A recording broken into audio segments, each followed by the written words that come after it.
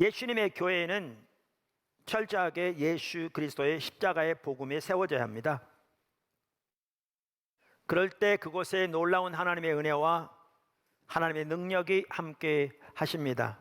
왜냐하면 십자가의 복음에는 하나님의 놀라운 능력이 들어있기 때문입니다.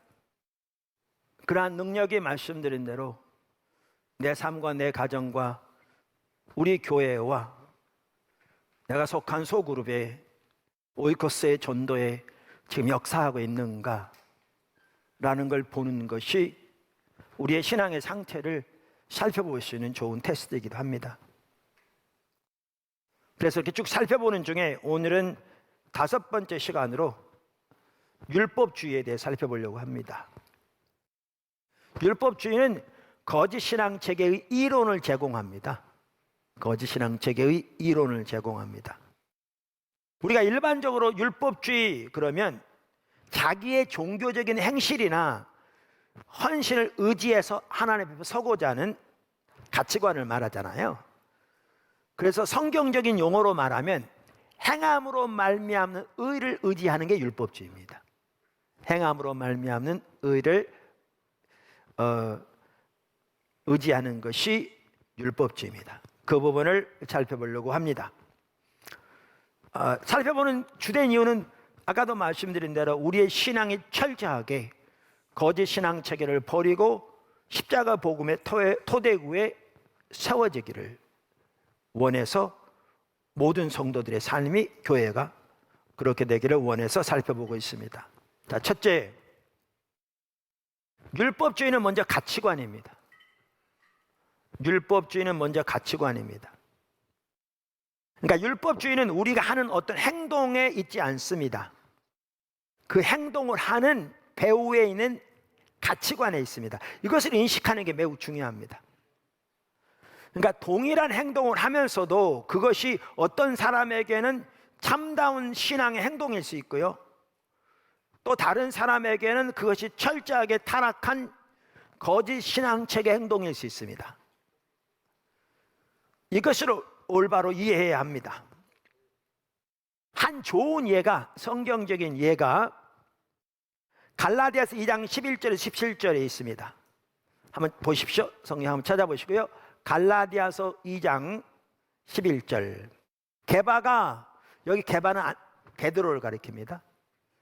안디옥에 이르렀을 때에 책망받을 일이 있기로 내가 그를 대면하여 책망하였노라. 여기 보시면 게바가 안디옥 교회에 있을 때 사도 바울이 사도 베드로를 직면해서 책망했다 이렇게 말합니다. 나중에 보시면 사람들이 다 보는 앞에서 직면해서 책망했다라는 사실을 볼 수 있습니다. 12절, 야고보에게서 온 어떤 이들이 이르기 전에, 여기 야고보에서 왔단 말은 무슨 말이냐면 그 당시 예루살렘 교회의 담임 목사 격인 분이 야고보입니다. 그러니까 예루살렘 교회에서 온 사람들이 왔다는 걸 의미합니다. 근데 이따 보시면 알겠지만 그 당시 예루살렘 교회는 유대인이었다가 예수님을 믿은 이들을 유대 기독교인이라고 합니다. 유대 기독교인 중심으로 이루어져 있었습니다. 그래서 그 중에는 바리새인이었다가 예수 믿는 사람도 있었고요, 그 중에는 대제사장이었다가 예수 믿는 사람도 있었고요, 이렇게 유대인으로서 예수를 믿은 사람 중심으로 세워진 교회가 예루살렘 교회입니다. 거기에 담임 목사 격인 분이 야고보인 거죠. 그러니까 야고보에서 어떤 사람들이 왔다는 얘기는 그 예루살렘 교회에서 그러한 성도들 중에 일부가 지금 안디옥 교회에 왔을 때를 말하는 겁니다. 게바가 이방인과 함께 먹다가, 여기 이방인이란 말은 안 믿는 이방인도 말할 수 있지만 저는 여기에 이방인은 이방인이었다 예수를 믿는 이방 기독교인을 말한다고 믿습니다. 그러니까 안디옥 교회는 이방인이었다가 예수를 믿은 이방 기독교인 중심으로 세워진 교회입니다. 그러한 교회인데 하나님께서 초대교회 당시에 그 소아시아 지역 유럽에까지 이르도록 그 어마어마한 지역의 이방인들을 대상으로 복음을 전하고 교회를 세우는 하나님의 역사를 위해 귀하게 사용한 교회가 이 안디옥 교회입니다. 그래서 바울이 이 안디옥 교회를 중심으로 해서 그 지역들을 성령의 힘을 따라 놀라우게 섬겼던 바울과 팀들이 그것을 볼 수 있습니다. 자, 그래서 이 안디옥 교회는 이방인이었다 예수를 믿은 성도들이 대부분이었는데, 베드로가 지금 뭐 하고 있었느냐 하면 바로 그 이방 기독교인들과 한 식탁에서 식사하고 있었습니다. 여기 보시면 식사하고 있었습니다. 먹다가 그들이 오매, 여기 그들은 지금 예루살렘 교회에서 온 성도들을 말합니다. 오매 그가 할례자들을 두려워하여, 여기 유대 기독교인들을 지금 뭐라고 표현하고 있느냐면 할례자들이라고 표현합니다. 왜냐하면 유대 기독교인들은 다 할례를 받은 사람들이거든요, 유대인으로서. 그리고 더 나아가 이들 중에는 아직도 예수를 믿어도 할례를 받아야 한다고 주장하는 자들이 많이 있었던 것 같습니다. 그건 나중에 기회 되면 살펴보고요. 할례자들을 두려워하며 하여 멀리 떠나 물러가매. 그러니까 이걸 보니까 뭘 볼 수 있냐면, 이들이 오니까 베드로가 이방인 기독교인들과 함께 식사를 하고 있다가 저들이 오니까 갑자기 저들을 두려워하여 따로 앉았다고 되어 있습니다.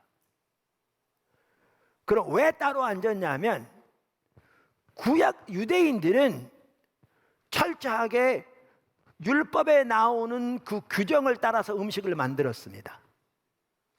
그러니까 예를 들면 피를 같이 먹지 않는다든가 등등등. 그래서 요즘도 미국 같은 데 가도요, 코셔라는 식품이 있습니다. 이게 유대인들이 유대 법에 맞도록 음식을 만든 걸 코셔라고 그럽니다. 그래서 저도 80년대 미국에서 공부할 때 슈퍼마켓에 가면 그 오이 같은 걸 이렇게 절여놓은 거 있잖아요, 피클. 그것도 코셔 제품이 있습니다. 이건 유대인들이 그 법을 따라 만든 제품이라는 거죠. 좀 더 비싸긴 하지만 저는 개인적으로 맛있더라고요. 그래서 유대인들은 다 이렇게 성경의 율법에 나오는 규정을 따라서 음식을 먹었는데, 이방인들은 전혀 그걸 개의치 않았습니다. 그러니까 유대인들이 이방인들과 함께 식탁에 앉으면 이방인들은 전혀 성경의 법을 따라 음식을 만들지 않으니까 거기에 피도 들어갈 수 있고 등등등, 이렇게 함으로써 하나님의 법을 어길 수 있다는 거죠. 그래서 부정하게 될 수 있다는 겁니다. 그래서 유대인들은 이방인들과 함께 식탁에 앉는 것을 거부했습니다. 그리고 이방인들과 함께 식탁에 앉는 것을 자기를 부정하게 만드는 행위로 인식하고 있었습니다, 이 당시에는 더욱더.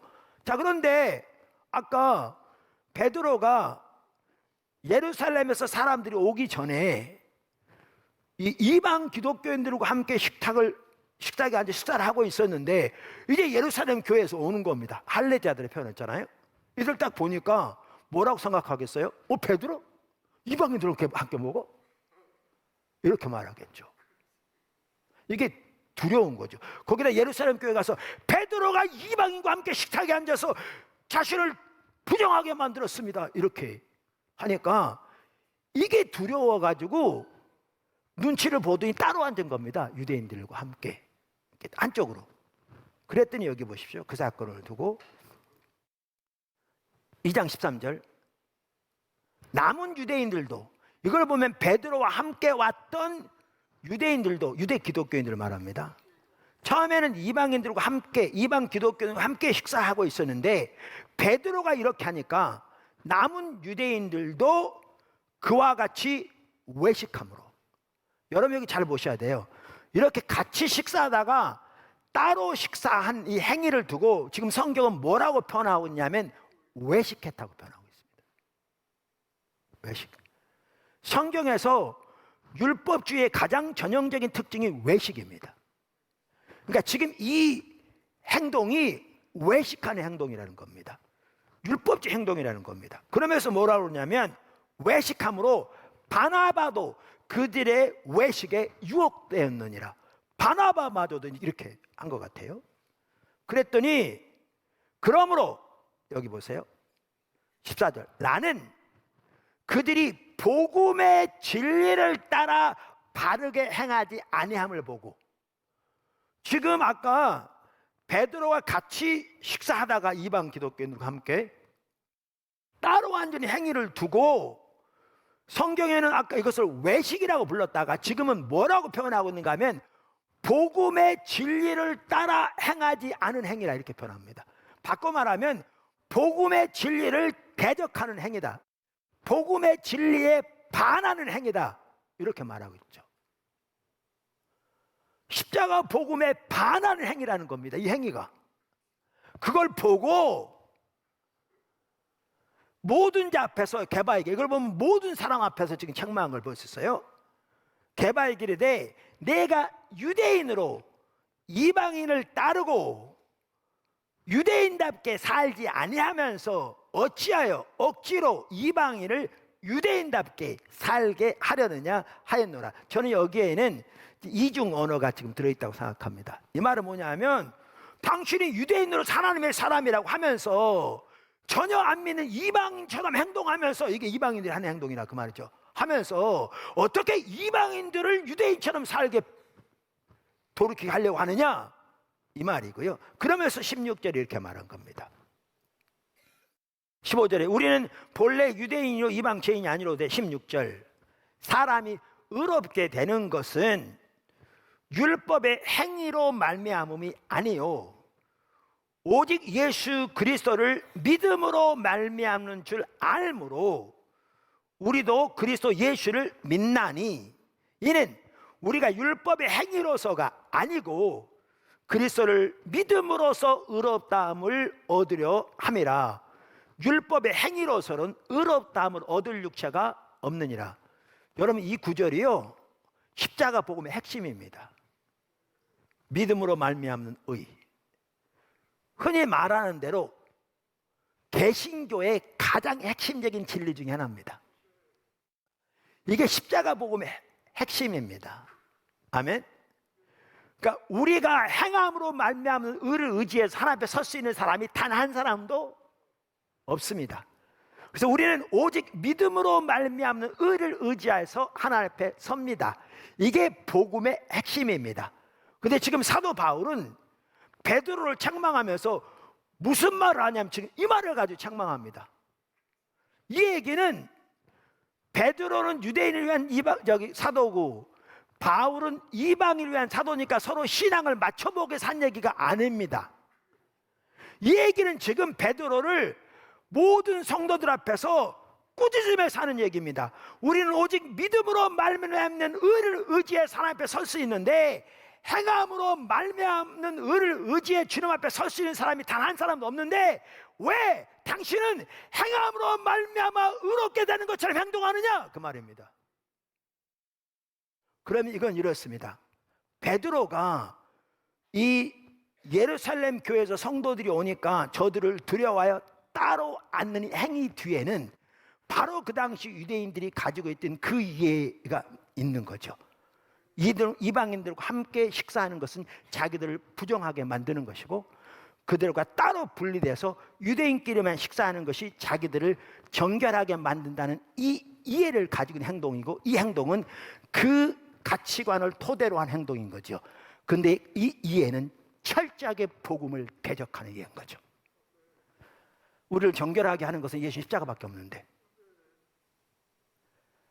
그래서 우리는 그 예수 그리스도의 십자가의 의만을 의지해서 중 앞에 서는데, 이 행동은 자기가 어떤 사람들과 함께 식사하고 자기가 어떤 사람들과 함께 하지 않는 것을 통해서 의롭게 되기도 하고 부정하게 된다는 그 이해에 토대한 건데, 이거는 완전히 타락한 율법주의인 거죠. 행함으로 말미암는 의, 외식적인 행동이고 복음의 진리를 대적하는 행동이고 행함으로 말미암는 의를 의지하는 행동인 거죠. 그러니까 똑같은 사도인데 사도 바울이 모든 성도들 앞에서 사도 베드로를 정면으로 강력하게 책망한 거죠. 자, 두 번째 율법주의는 육신을 의지하는 것입니다. 율법주의는 육신을 의지하여 하나님 앞에 서는 것입니다. 그러니까 율법주의 핵심은 자기 행위를 의지해서 하나님 앞에 서는 것이거든요. 행함으로 말미암는 의를 의지하는 거예요.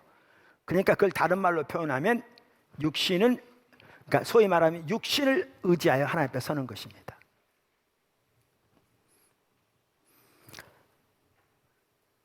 우리가 이것을 예레미야서에서 잘 볼 수 있습니다. 어느 시대건 신앙이 타락하면 항상 거짓 신앙체가 전면에 나섭니다. 근데 예레미야 시대는 신앙이 타락해서 하나님의 심판이 실제로 임한 시대말적인 상황이었거든요. 그러니까 율법주의, 기복신앙, 인본주의 이 특징들이 적나라하게 나타나는 책이 율법주의입니다. 죄송합니다. 예레미야서입니다. 자, 그래서 예레미야서에서 우리가 율법주의의 그 모습을 잘 볼 수 있는데 그게 예레미야 7장 11절부터입니다. 오늘 읽은 본문도 마찬가지고요. 11절부터 한번 보시죠. 내 이름으로 일컬음을 받는 이 집, 예루살렘 성전을 가리킵니다. 너희 눈에는 도둑의 소굴로 보이느냐? 보라, 나 곧 내가 그것을 보았노라. 여호와의 말씀이니라. 여러분 어디서 많이 들은 것 같지 않아요? 예수님이 예루살렘 성전에 들어가셔서 노끈으로 채찍을 만들어 모든 짐승을 내쫓아내시고 동전을 바꾸는 테이블을 엎어버리시면서 하시는 말씀이 너희는 내 아버지의 집을 강도의 소굴로 만들었다 그랬어요. 그러니까 이 구절에 나온 말씀을 어떻게 보면 인용하신 거죠. 이 얘기는 뭐냐 하면 예레미야 시대의 성도들이 가지고 있던 신앙에 대한 이해나 신앙의 상태나 예배가 예수님 시대의 유대인들이 가지고 있던 신앙의 이해나 상태와 예배의 상태가 같았다는 거, 틀렸다는 거예요. 정확하게 같았다는 거예요. 이걸 기억하세요. 정확하게 같았어요. 그래서 실제로 예레미야 시대에 하나님의 심판에 입에서 나라가 망한 것처럼 바로 예수님이 예언하신 지 얼마 안 돼서 예루살렘 성전 불타고 예루살렘이 초토화되고 나라가 망한 거잖아요. 지금 신앙의 상태, 신앙의 이해, 예배의 상태가 같은 상태입니다. 아멘. 자, 그걸 염두에 두고 계속 읽으세요. 12절, 너희는 내가 처음으로 내 이름을 둔 처소 실로에 가서. 이게 무슨 말이냐면 실로, 우리가 지난주에 살펴봤잖아요. 엘리 시대. 엘리 시대 그 당시에 성막이 어디에 있었어요? 실로에 있었어요. 그리고 언약궤가 그 실로에 있었죠. 근데 우리가 지난주에 살펴본 것처럼 블레셋과 전쟁이 일어나서 나중에 언약궤를 가지고 나갔다가 언약궤마저 빼앗기고 그 다음에 이 처소 다 불타고 그리고 이스라엘은 블레셋의 지배를 받게 된 거잖아요. 그때를 말하는 거예요. 지금 이 말씀은 그때를. 그러면서 너희는 내가 처음으로 내 이름을 둔 처소 실로에 가서 내 백성 이스라엘의 악에 대하여 내가 어떻게 행하였는지를 보라. 그러니까 심판하신 거. 그러면서 여호와의 말씀이니라. 이제 너희가 그 모든 일을 행하였으며 내가 너희에게 말하되 새벽부터 부지런히 말하여도 듣지 아니하였고 너희를 불러도 대답하지 아니하였느니라. 그러므로 내가 실로의 행함같이, 지금 말씀드린 실로에 그렇게 하나님이 심판을, 이게 하나님이 하신 겁니다. 심판을 내려 언약궤 빼앗기고 성막 다 불타고 4만 명 가까이 죽고 뭐죠?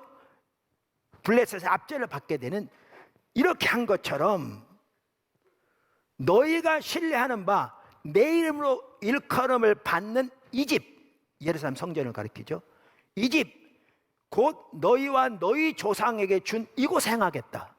그러니까 실로에 한 것처럼 똑같이 이곳 행하겠다는 거예요. 실제로 우리가 잘 알듯이 이제 역사가 증명하는데 바벨론을 통해서 하나님께서 남방 유다를 치셔서 서기전 586년에 예루살렘이 함락되고 성전 다 불타고 언약궤 다 빼앗기고 완전히 실로에 일어난 것처럼 그렇게 그보다 더 심하게 나라가 망하는 이런 일이 일어났잖아요. 특별히 예루살렘 성전에도 그러한 일이 일어났잖아요. 아시죠? 실로 행와 같이 똑같이 하겠다는 거예요. 근데 여기 아주 중요한 게 있어요. 이 말 하면서 여기 14절에 보면 뭐라고 때문에 이렇게 돼 있어요. 그러므로 내가 실로 행함 같이 하겠다 그러면서 너희가 신뢰하는 바, 너희가 믿는 바, 내 이름으로 일컬음을 받는 이 집, 지금 내 이름으로 일컬음 받는 이 집이 뭘 가리켜요? 예루살렘 성전. 너희가 신뢰하는 이 집, 곧 예루살렘 성전에 내가 행하겠다, 이렇게 돼 있어요. 여러분 영어 성경들을 보시면 이게 또렷하게 표현돼 있어요. 그러니까 여기 보면 뭘 볼 수 있냐면 그 당시 이스라엘 백성들이 하나님을 믿은 게 아니라 뭘 믿었다는 거예요? 성전을 믿었다는 거예요. 이 구절에 보면 그 당시 이스라엘 백성들이 하나님을 믿은 게 아니라 성전을 믿었다는 거예요. 성경에 써 있잖아요. 이게 율법주의입니다. 이게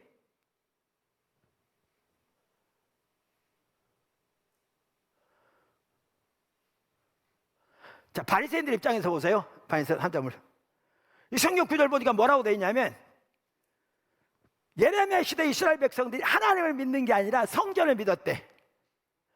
그러니까 바리새인들이 그렇게 생각했겠죠.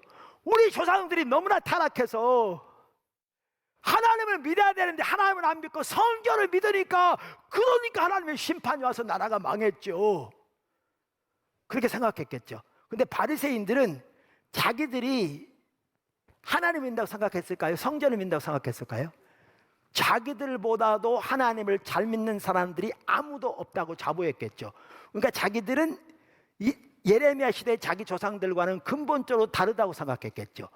이게 그들의 잘못한 거 말할지 모르지만 자기들은 그들과 다르다고 생각했겠죠. 무슨 말 이해되세요? 근데 제가 아까 읽었던 말씀 왜 읽었는지 아세요? 근데 하나님의 관점에서는 예레미야 시대나 예수님 시대 유대인들이나 그들의 신앙에 대한 이해, 그들의 예배 똑같았습니다. 실제로 똑같이 망했습니다. 그러니까 바꿔 말하면 이들도 똑같이 성전 믿었다는 겁니다.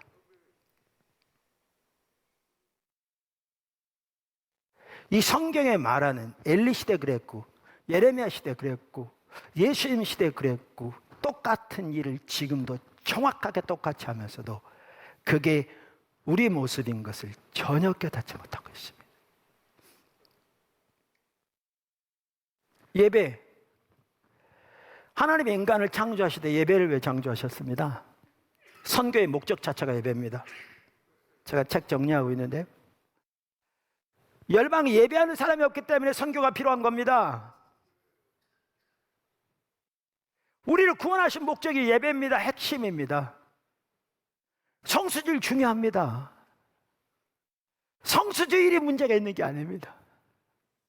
문제는 예배, 모여서 주님께서 행하신 그 아름다운 일들을 인하여 그걸 기억하며 주님께 감사와 찬사를 드리고 그분께 우리의 사랑을 고백하며, 그리고 우리가 주님의 길을 알아 그 가운데 행하기를 열망해서 주님을 배우고자 하는 자세로 주님의 얼굴을 구하여 나온 게 예배고, 예배 핵심은 주님과의 만남이고 주님과의 만남의 핵심은 주님의 임재라서 오늘 우리 찬양한 것처럼 주님의 영광의 임재로 우리 가운데 임하셔서 우리를 만나주시고 우리에게 하나님의 사랑을 깨닫게 해주시고 하나님의 의중을 알게 해주시고 주님의 영광으로 우리를 옷 입혀주시고 주님의 목적을 더 알게 하시고 주님의 사랑을 더 깨닫게 하고 주님의 십자가의 승리를 더 깨닫게 해달라고 사모하고 열망하는 게 예배입니다. 그런데 성수를 중요하고 예배 중요한데 이게 율법주의를 전락하면 이 모든 본질은 싹 빠져버립니다.